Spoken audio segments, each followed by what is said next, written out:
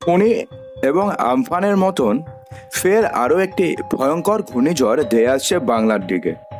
গত ৬০ বছরে এতটা ভয়ঙ্কর কোনো ঘূর্ণিঝড় এখনো পর্যন্ত বাংলার বুকে ল্যান্ডফল করেনি। তার থেকেও কিন্তু বড়সড় ঘূর্ণিঝড় এবার ল্যান্ডফল করতে চলেছে বাংলাতে, এবং আগামী সেপ্টেম্বর মাসেই এই ঘূর্ণিঝড় তাণ্ডব চালাবে এমনটাই কিন্তু মনে করছে আলিপুর আবহাওয়া দপ্তর।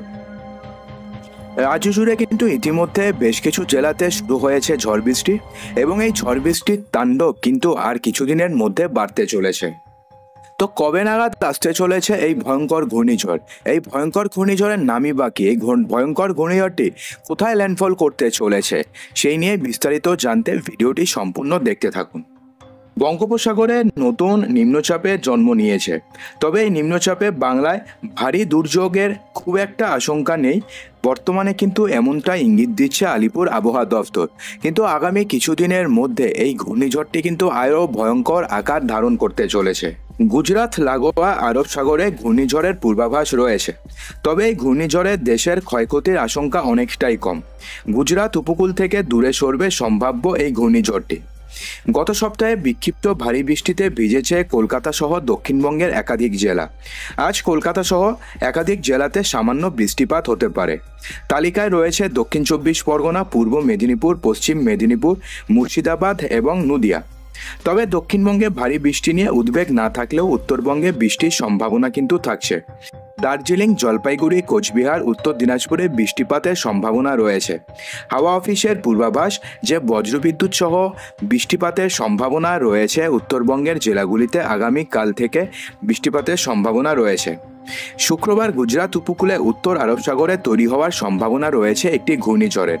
তবে ঝড়টির ভারতীয় উপকূলকে প্রভাবিত করার সম্ভাবনা কিন্তু এখনও পর্যন্ত, যেটা মনে করছে আবহাওয়া দপ্তর, সেই তুলনায় কিন্তু কম রয়েছে। ভারতের মৌসুম ভবন জানিয়েছে যে সৌরাষ্ট্র কচ্ছের উপরে সৃষ্টি হওয়া গভীর নিম্নচাপটি শুক্রবারের মধ্যে উত্তর আরব সাগরে সরে যাওয়ার সম্ভাবনা রয়েছে।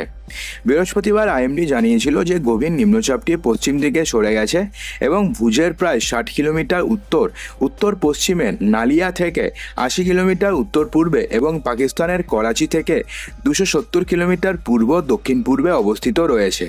জানা গেছে যে ১৯৬৪ সালের পর থেকে অগাস্ট মাসে আরব সাগরে সৃষ্টি হওয়া এটি দ্বিতীয় বৃহত্তম ঘূর্ণিঝড়। শক্তিশালী ঘূর্ণিঝড়ে পরিণত হওয়ার পরে এই ঘূর্ণিঝড়টির নাম হয়ে যাবে আসান। এই ঘূর্ণিঝড়ের নামকরণ করেছে পাকিস্তান। তবে মৌসুম ভবন সূত্রে খবর যে জুন সেপ্টেম্বর মৌসুমে গঠিত নিম্নচাপগুলো তীব্র ঘূর্ণিঝড়ে কিন্তু পরিণত খুব একটা হয় না। বৃহস্পতিবার সকালে জারি করা আবহাওয়ার আপডেটে মৌসুম ভবন জানিয়েছে যে গভীর নিম্নচাপটি দক্ষিণ পশ্চিম দিকে সরে যেতে পারে। উত্তর পূর্ব আরব সাগরে কচ্ছ এবং সংলগ্ন সৌরাষ্ট্র এবং পাকিস্তান উপকূলে আছড়ে পড়তে পারে। শুক্রবার ঘূর্ণিঝড়ে পরিণত হয়ে দুদিনের মধ্যে ভারতীয় উপকূল থেকে উত্তর পূর্ব আরব সাগরের উপর দিয়ে দক্ষিণ পশ্চিম দিকে অগ্রসর হয়ে যাবে এই ঘূর্ণিঝড়টি। আইএমডির তথ্য অনুযায়ী আরব সাগরে সৃষ্টি হওয়া নিম্নচাপের তীব্রতা ১৯৬১, ১৯৬৪ এবং ২০২২ সালে রেকর্ড করা হয়েছিল, কিন্তু এগুলোর কোনোটি ঘূর্ণিঝড়ে পরিণত হয়নি। ফলে গত ৬০ বছরে প্রথম অগাস্ট মাসে তীব্র ঘূর্ণিঝড় সৃষ্টি হওয়ার সম্ভাবনা রয়েছে আরব সাগরে।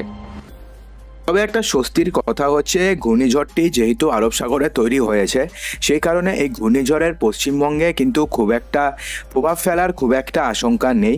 এই ঘূর্ণিঝড়টি গুজরাট উপকূলে হালকা বিস্তর প্রভাব ফেলতে পারে।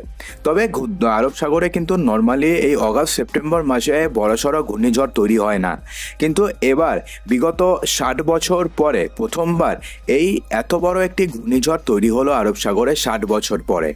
তো বন্ধুরা, আশা করব ভিডিওটিতে আপনাদের সমস্ত কিছুই বোঝাতে পেরেছি। যদি ভালো লেগে থাকে তো লাইক করবেন, বন্ধুদের মাঝে প্রচুর শেয়ার করবেন এবং চ্যানেলটিকে সাবস্ক্রাইব অবশ্যই করবেন।